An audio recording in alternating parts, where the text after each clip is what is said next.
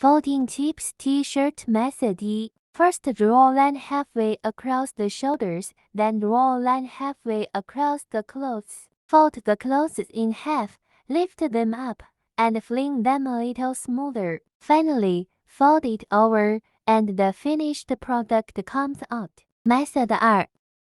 Fold the clothes in half. Folded sleeves.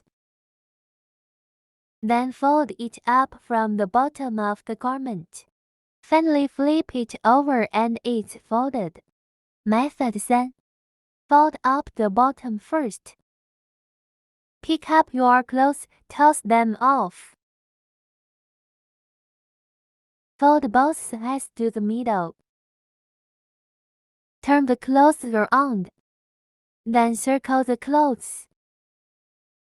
Finally, flip the bottom over.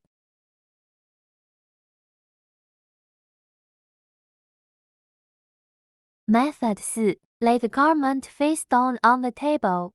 Fold both sides to the middle. It is recommended to fold in half with the shoulders. Fold the bottom up and turn over.